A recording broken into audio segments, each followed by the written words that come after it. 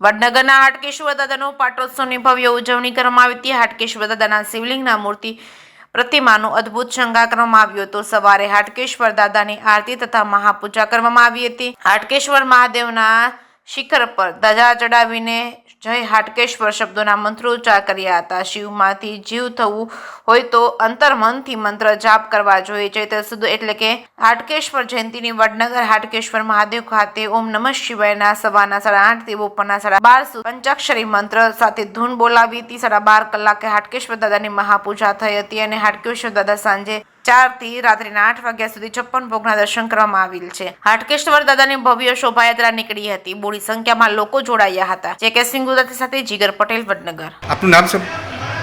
Chandubhai Chimanlal Rami, trustee Shri Hatkeshwar Mahadev સંસ્થાન। મારી બાજુમાં બેઠેલા પણ મુરબ્બી શ્રી કપિલદેવ મહારાજા, એ પણ નાગર બ્રાહ્મણ છે અને ટ્રસ્ટી છે। આ બાજુ પણ બેઠેલા ભાઈ શ્રી પણ અમારા ખૂબ જ પ્રેમી અને હાટકેશ્વરની સતત પૂજા કરવાવાળા મહાનુભાવ નાગર ટ્રસ્ટી છે। આજના શુભ દિને શ્રી હાટકેશ્વર દાદાનો પાટોત્સવ અમે ઉજવી રહ્યા છીએ।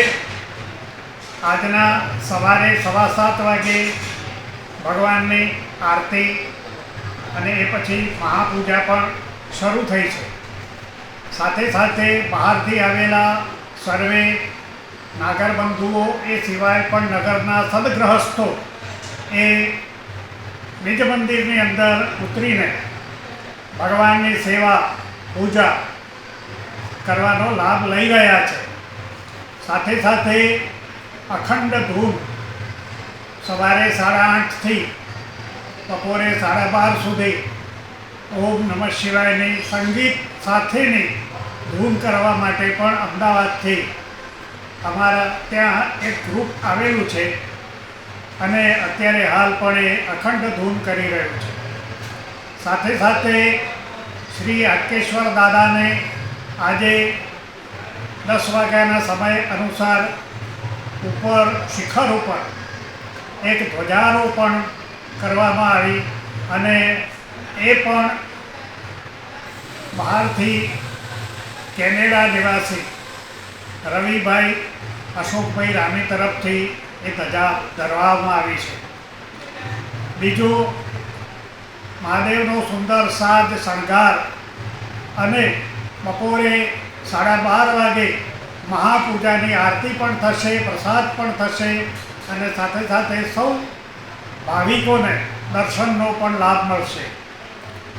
બપોરે 3:30 વાગ્યા પછી ભગવાનનો પખાલ થયા પછી આજે ભગવાનને અન્નકૂટનું આયોજન કરવામાં આવ્યું છે, જે પાર્વતી માતા અને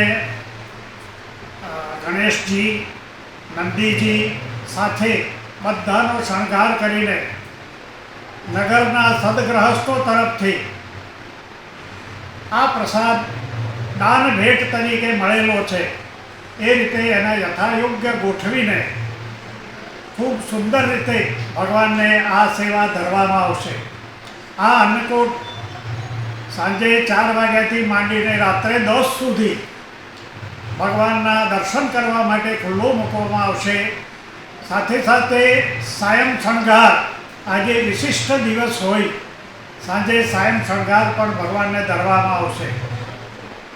બીજું, 4 વાગ્યા પછી નગરની અંદર ભગવાનની શોભાયાત્રા નીકળવાની છે, જે ખૂબ હર્ષ ઉલ્લાસથી અને નગરના અને બહારથી આવેલા બધા યાત્રિકો સહિત ખૂબ આનંદ ઉલ્લાસથી નગરમાં વાજતે ગાજતે નીકળશે।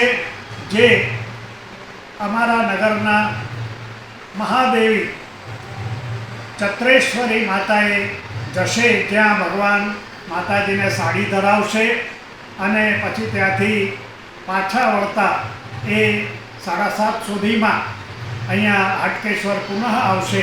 ત્યાર પછી ભગવાનની આરતી થશે અને રાત્રે આજે સાંસ્કૃતિક કાર્યક્રમ નગરના જ કલાકારો દ્વારા અત્રે અહીંયા રાત્રે સાંસ્કૃતિક કાર્યક્રમ એટલે કે લોક ડાયરો અને ગીત સંગીત એ અહીંયાનો એક વિશેષ કાર્યક્રમ સાંસ્કૃતિક કાર્યક્રમ અમે યોજી રહ્યા છીએ, જેના કારણે લોકોનો માહોલ અને દર્શનનો અને સાંભળવાનો આ બધો લાભ આપણને બધાને મળશે.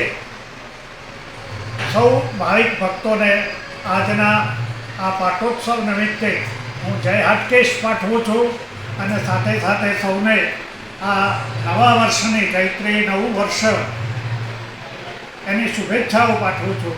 જય હાટકેશ.